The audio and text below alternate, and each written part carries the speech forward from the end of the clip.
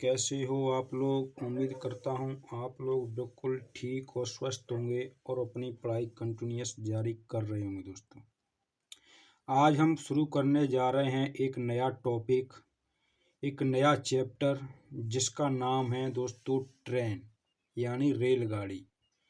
ये मेरा इस चैप्टर का फर्स्ट वीडियोज है दोस्तों। मैं इसमें इस प्रश्न को हल करने के नेम और कायदे की कुछ इन्फॉर्मेशन देने जा रहा हूं दोस्तों। आप इसको एक बार ज़रूर अध्ययन करें दोस्तों। ये है हमारा बेसिक चैप्टर। आज हम इसके जो रूल्स हैं उन रूल्सों के बारे में इस वीडियो में चर्चा करने वाले हैं दोस्तों। ये हमारा पहला नेम है दोस्तों। क्या कह रहा है? जब कोई रेलगाड़ी किसी व्यक्ति, पेड़, सिग्नल या फिर किसी खंभे को पार करती है, तब उस प्रश्न में कुल दूरी स्वयं रेल की लंबाई होती है दोस्तों। इसका मतलब ये है कि हमें क्वेश्चन में ये कहा जाएगा कि कोई ट्रेन किसी पेड़ को इतने सेकंड में पार कर जाती है, किसी व्यक्ति को इतने सेकंड में पार कर जाती है, तो वहाँ पर दोस्तों हमें ज़रूरत पड़ेगी दूरी की। किसकी दोस्तों? दूरी की। तो दूरी के लिए दोस्तों हम क्या करेंगे? उस दूरी के लिए बेटा हम करेंगे जो रेल की लंबाई होगी, उसी रेल की लंबाई को ही वहाँ पर दूरी माना जाएगा। इस नियम का कहना मतलब ये है दोस्तों। अब देखते हैं दूसरा टॉपिक। ये तो हो गया हमारा दोस्तों पेड़, सिग्नल, व्यक्ति या किसी खंभे को पार करती है। अब देखते हैं दूसरा नियम क्या कहता है दोस्तों। ये दूसरा नियम कहता है कि जब कोई रेलगाड़ी किसी गुफा, सुरंग या प्लेटफार्म या फिर किसी दूसरी रेलगाड़ी को पार करती है, तब वहाँ पर कुल दूरी दोनों की लंबाई होती है। इसका मतलब ये है दोस्तों कि प्रश्न में हमसे कहा जाएगा कि एक ट्रेन किसी प्लेटफार्म को, इनकी लंबाई अलग अलग दी जाएगी दोस्तों। एक यानी 100 मीटर लंबी रेलगाड़ी 150 मीटर लंबा प्लेटफॉर्म को पार करने में ट्रेन कितना समय लेगी। तो उस क्वेश्चन में हमें ज़रूरत पड़ेगी दोस्तों दूरी की। किसकी दोस्तों? दूरी की। तो दूरी के लिए बेटा अपन क्या लेंगे? जो रेलगाड़ी की लंबाई होगी दोस्तों, जो रेल होगी और उसकी जो लंबाई होगी, उस लंबाई को प्लस और जिस चीज़ को पार करेगी दोस्तों, यानी मान लो कोई गुफा है 100 या 150 मीटर लंबी, उस गुफा को पार करेगी, तो कुल दूरी के लिए दोस्तों इन दोनों की लंबाइयों को जोड़ा जाता है। इन नियमों को आपको विशेष ध्यान रखना होगा दोस्तों, क्योंकि ये छोटे छोटे रूल्स हैं जो आपके लिए बड़ी तकलीफ पैदा कर सकते हैं। अब हमारी दो तरह कंडीशन में हमें दूरी चाहिए, तो उसके लिए मैं आपको बता दी है। जब किसी ऐसी चीज़ को पार करे जिसकी लंबाई ना हो, और किसी ऐसी चीज़ को पार करे जिसकी लंबाई हो रेल के समांतर, तो उस कंडीशन में क्या करते हैं? तो इस कंडीशन में दोस्तों जिस चीज़ की लंबाई होती है समांतर में, उसको जोड़ा जाता है, और जिसकी समांतर में लंबाई नहीं होती, उसकी खड़ी पोजीशन होती है, उसे दोस्तों क्या करते हैं? उस कंडीशन में स्वयं जो रेलगाड़ी होती है उसी की लंबाई होती है। देखते हैं दोस्तों रूल नंबर 3 क्या कह रहा है। ये कह रहा है जब दो रेलगाड़ियां चाहे एक ही दिशा में जाए या फिर आमने सामने से आए, उनकी लंबाई को हमेशा जोड़कर कुल दूरी माना जाता है। इसका मतलब ये है दोस्तों, हमें क्वेश्चन में दो रेलगाड़ियां दी जाएंगी दोस्तों, तो हमें क्या करना होगा? वे रेलगाड़ियां चाहे दोस्तों आमने सामने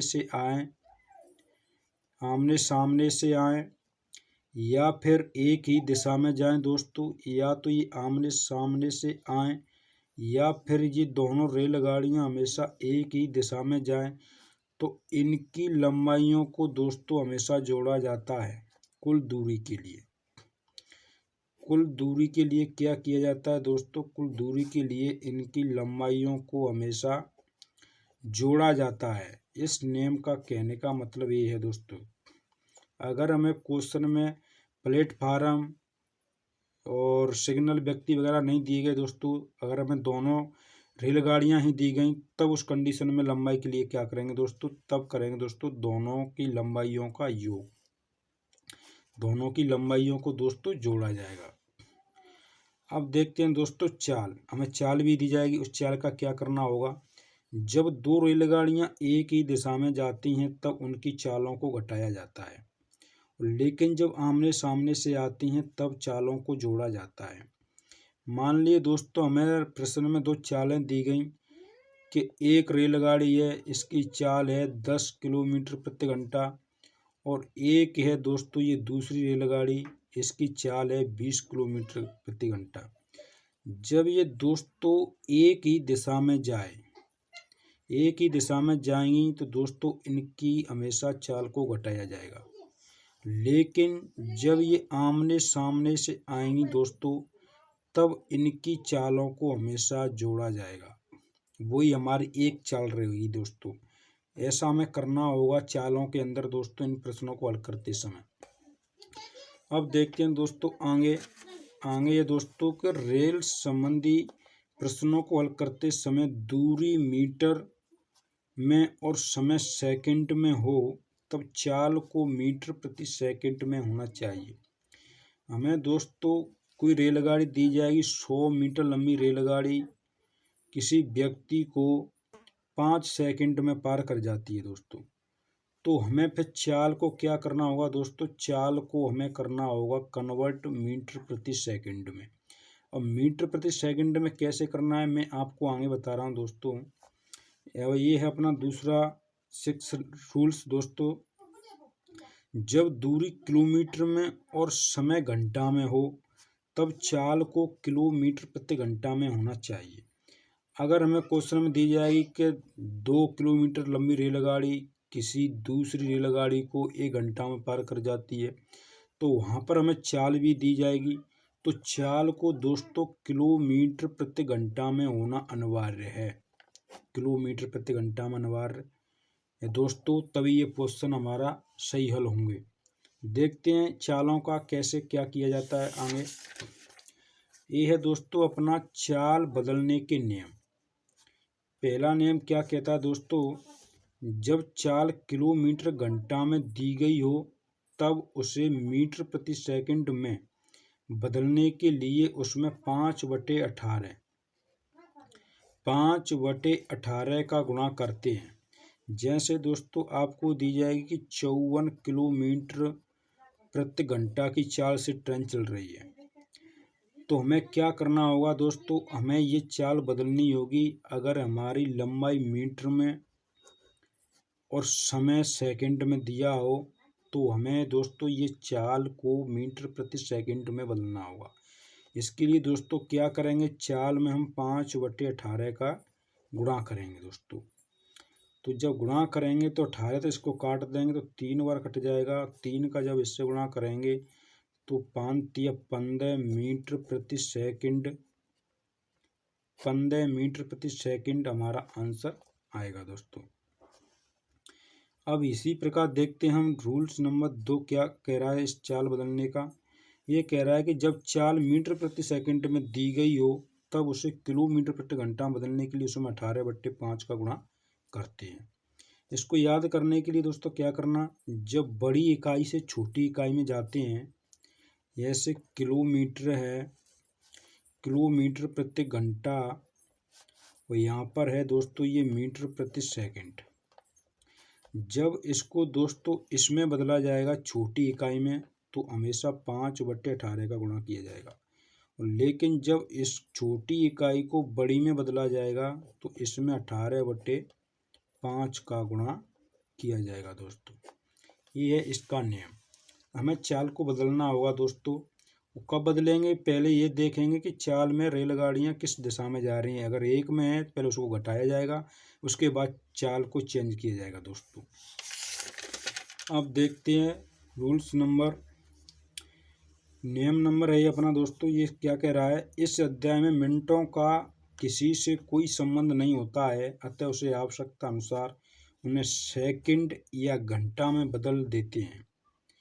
इसमें क्या करना दोस्तों, कि हमें दिया जाए कि 100 मीटर लंबी रेलगाड़ी किसी व्यक्ति को 8 मिनट में पार कर जाती है। तो यहाँ मिनटों का दोस्तों हमें इसका चैप्टर में कोई किसी से संबंध नहीं होगा। इसे दोस्तों क्या करेंगे, या तो इससे सेकंड में बदलेंगे या फिर इसको दोस्तों घंटा में बदलेंगे। इस नियम का कहने का मतलब ये है दोस्तों, इस चैप्टर में इन मिनटों का किसी से कोई संबंध नहीं है, ना चाल से दोस्तों, ना लंबाई दूरी से। एक बात और है दोस्तों, ये मेन रूल है अपना, ये क्या है कि इस अध्याय के प्रश्नों को हल करने के लिए हम केवल चाल के सूत्र का यूज करेंगे, जिसमें हम केवल चाल को मीटर प्रति सेकंड या किलोमीटर प्रति घंटा में दूरी और समय के अनुसार बदलेंगे। इसमें क्या किया जाएगा दोस्तों, ऐसे मान लिया जाए दोस्तों कि रेल की लंबाई है दोस्तों 100 मीटर और समय है दोस्तों अपना 10 सेकंड, और चाल दी जाए दोस्तों आपको मान लो 36 किलोमीटर प्रति घंटा। तो अब इस क्वेश्चन को हल करने के लिए क्या करेंगे दोस्तों, अब चाल का सूत्र होता है बेटा, मैं चाल को इधर से सूत्र को लिख देता हूँ आपके लिए सरल पड़ेगा। चाल बराबर क्या होता है दोस्तों, चाल बराबर दूरी बटे समय। ये है दोस्तों अपना सूत्र। इस चाल को मैं यहाँ लिखता, पर मैंने यहाँ नहीं, इसके पीछे लिख दिया, यहाँ पर हमें चेंजिंग करनी होगी चाल में, इसलिए मैंने यहाँ पर लिख दिया, कोई दिक्कत नहीं है। अब क्या करना है, मैंने कहा है कि दूरी और समय के अनुसार बदलेंगे।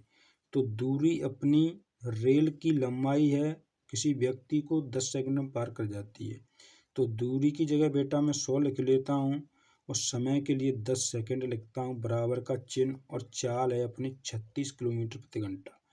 पर लेकिन चाल को हमें बदलेंगे, ये नियम मैं पहले आपको बता चुका हूँ। चाल को बेटा बदलेंगे तो क्या करेंगे, इसमें चाल को मीटर प्रति सेकंड में या किलोमीटर घंटा में बदलेंगे, वो भी कि बदला जाता है दूरी और समय के अनुसार। अगर दूरी हमारी मीटर में है, समय सेकंड में है, तो चाल को मीटर प्रति सेकंड में होना चाहिए। इसके लिए क्या करेंगे दोस्तों, इसके लिए हम 5/18 का इसमें गुणा करेंगे। तो 18 से इसको काट देंगे बेटा, 18 दूनी 36, 2 से इसको किया गुणा, तो ये आ जाएगा अपना 10। अब 10 से बेटा हम इसको काट सकते हैं और इसको 0 से 0